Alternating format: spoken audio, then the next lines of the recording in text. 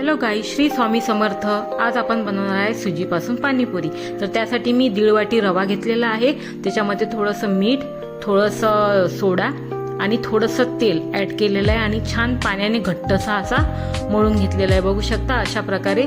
आता हा मळलेला गोळा जो आहे तो आपल्याला छान रेस्ट करायला ठेवून द्यायचा आहे। तोपर्यंत आपण बाकीची तयारी करून घ्या। तर चिंचेची चटणी तयार करण्यासाठी आपण 2 ते 3 तास ही चिंच भिजू घातली होती। आता याला छान मिक्सरमध्ये मी ग्राइंड करून घेणार आहे आणि छान पाणी वगैरे टाकूनच आपल्याला ही छान बारीक करून घ्यायची आहे। बघा अशा प्रकारे मी आता वाटून घेतलेली आहे। तर आता याला आपण फोडणी द्यायची आहे चिंचेची चटणी बनवण्यासाठी।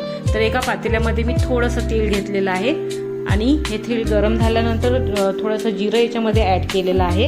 त्यानंतर थोडंसं मीठ आपण याच्यामध्ये ॲड करूया चवीनुसार। त्यानंतर त्याच्यामध्ये थोडंसं लाल तिखट, म्हणजे जास्त गरम नसतानाच आपण हे तिखट टाकायचं नाही तर जळून जाईल। तर अशा प्रकारे हे तिखट थोडंसं मी ॲड केलेलं आहे आणि लगेच आपल्याला हा गर याच्यामध्ये चिंचेचा टाकून द्यायचा आहे। आता याच्यामध्ये थोडीशी आपण अर्धी वाटी साखर सुद्धा ॲड करायची आहे। तुमच्याकडे गूळ असेल तर फारच छान, माझ्याकडे अवेलेबल नव्हता म्हणून मी ते साखर यूज केलेली आहे। आणि आता थोडंसं आपण याच्यामध्ये पाणी ॲड करूया। बघा आता हे छान याला उकळी येईपर्यंत आपल्याला हे छान मोठ्या गॅसवर ठेवायचं आहे, जेणेकरून आपली साखरही छान विरघळून जाईल आणि ती छान चटणी शिजून पण येईल।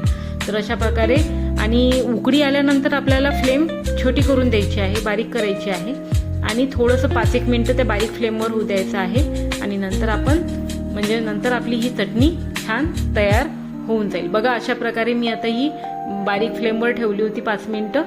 आता बंद करून ठेवत आहे, कारण की चटणी तयार झालेली आहे। आता ग्रीन चटणीसाठी आपण हिरवी मिरची, थोडंसं आलं, लसण आणि आता माझ्याकडे पुदिना नाही आहे म्हणून मी याच्यामध्ये पाणीपुरी मसाला ॲड करत आहे। तर याच्यामध्ये थोडंसं जिरं आपण ॲड करूया। त्यानंतर चवीनुसार आपण मीठ असेल तर मीठ तुम्ही ॲड करू शकता आणि त्यानंतर पुदिना नसल्यामुळे मी पाणीपुरी मसाला इथे यूज करत आहे आणि हे छान आपल्याला बारीक वाटून घ्यायचं आहे, म्हणजे आपली हिरवी चटणी तयार होऊन जाईल। आता आणि नंतर मग या चटणीमध्ये पाणी ॲड करून आपल्याला पाणीपुरीचं पाणी तयार होऊन जाईल। तर अशा प्रकारे हे बाजूला ठेवूया। आता जे आपण गोळा बाजूला करून ठेवलेला होता त्याचे असे बारीक बारीक गोळे तयार करायचे आहे आणि छान अशा प्रकारे हे गोल गोल लाटून घ्यायचे आहे। तुम्हाला हव्या त्या आकारामध्ये तुम्ही लाटून घेऊ शकता, जास्त पातळही नाही आणि जास्त डाळ नाही। त्यानंतर बघा तेल गरम केलेलं आहे आणि मी तेल हे फ्लेम ही मीडियम ठेवलेली आहे आणि बघा टाकल्याबरोबर जी पाणीपुरी आहे ती आपली फुगून निघत आहे, म्हणजे मला दाबायचं काम नाही पडत आहे, काही नाही, ते आपोआपच फुगून निघत आहे।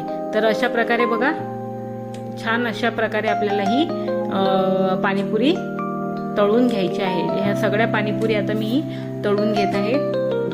बघू शकता छान टम्म फुगलेल्या आहेत ह्या पाणीपुरी आणि जर एखादी पुरी तुमची फुगली नाही तर ती तुम्ही थोडीशी वरून दाबू शकता, म्हणजे मग ती फुगून वर येईल। पण मला आता जास्त गरज पडली नाही, कारण की तुम्ही जर उंडा व्यवस्थित भिजवला, व्यवस्थित लाटलं तर तुमची पाणीपुरी व्यवस्थितच येईल।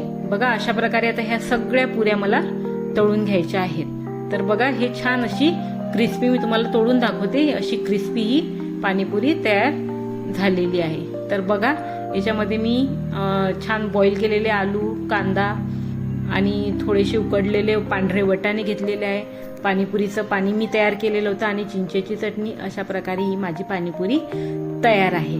तुम्हाला रेसिपी कशी वाटली नक्की कमेंट करून सांगा आणि लाईक आणि सबस्क्राईब करायला विसरू नका। अशा प्रकारे तुम्ही सुकी पुरी करूनही खाऊ शकता किंवा छान त्याच्यामध्ये पाणी भरून सुद्धा खाऊ शकता।